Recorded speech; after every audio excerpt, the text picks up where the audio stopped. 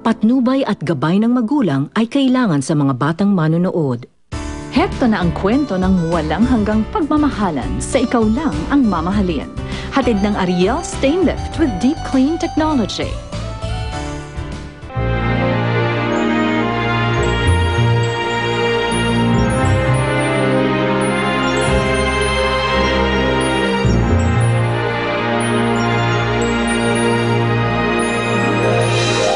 Pinaninindigan lang ni Ferdinand ay ang mabuo ang pamilya. Ibang usapan na kung may namamagitan sa kanila ng babaeng iyon. Alam mo naman yun, hindi pa rin niya matanggap na nandito na ako. Naku, Lilian, dapat tanggapin na niya. Mas magiging maingat na ako ngayon para kaya ko ng panindigan at paglaban ng anak nating si Maylene. Mukhang maganda ang gising ng dalaga ko ngayon, ha? Paano nga kaya, Daddy, kung meron ng nagpapaganda sa akin? Suwayin mo na ako sa lahat, wag lang dito. Napangako mo sa akin, hindi ka magbo-boyfriend. Mas kasundo nga kita eh. Mas nauunawaan mo yung bonding naming dalawang magkapatid. Yung closeness namin, di ba? Para lang mawala yung attention ng kapatid ko doon sa linya na yun. And this girl, mukha namang mauuto mo siya. Di ba ayaw ng mommy mo na magka-boyfriend ka? Basta ako, hindi ko napapakawalan sa chance. Di ba? Yan yung dinedate mo, asawa niya yun. Ferdinand talaga, kung saan na lang inaiwan mo siya. Yan. Ferdinand?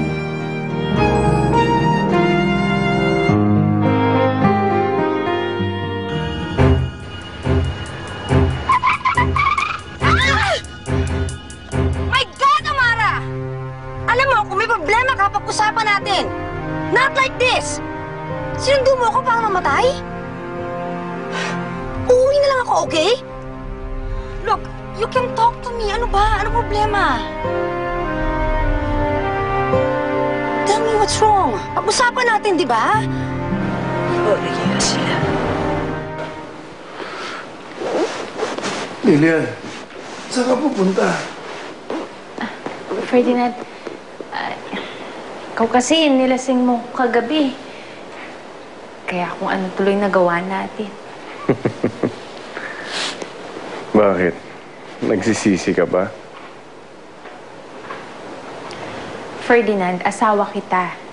Obligasyon ko yun. Dahil lang ba sa obligasyon? Sige na nga. Dahil mahal na mahal kita.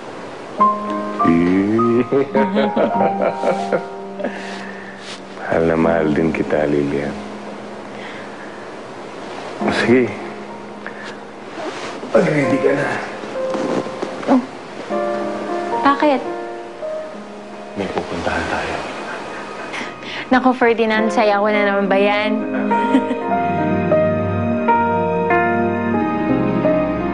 Walang iya. Tapos ko siyang tinanggap sa pamamahay ko. Tapos ko siyang pakisamahan. Hindi pa siya nakontento. Kailangan pa niyang landiin yung kapatid ko. At ang magaling kong kapatid, palandi naman.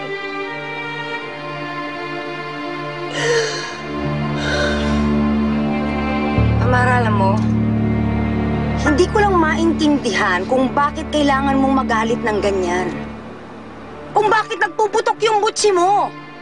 Given na nga yun na hindi mo gusto si Lilian. Nobody's asking you to like her anyways. You know what even makes me hate her? Ba't kailangan pa niya sipingan yung kapatid ko? Bakit? So? What's wrong with that? Siyempre, mag-asawa yun eh. Natural lang na sipingin niya si Lilian. Ano naman ako? What? Ano naman ako? What do you mean, paano ka? Nagsiselos ka ba kay Lilian? I would like to wish everyone a happy New Year!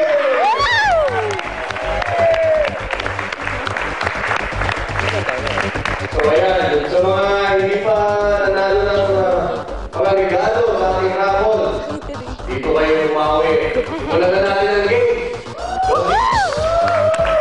Thank you, sir. Ayan, Happy New Year ulit sa lahat. Okay pa ba kayo? Alright, our first Game! Naku, bagong-bago ang game na ito. Ang tinatawag na newspaper dance.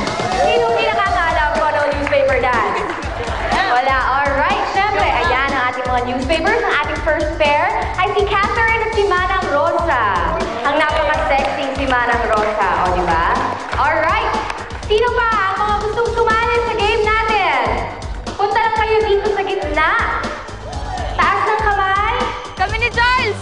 Ayan, ang ating last pair ay si Maylene at si Charles. Ready na ba kayo? Alright, play music!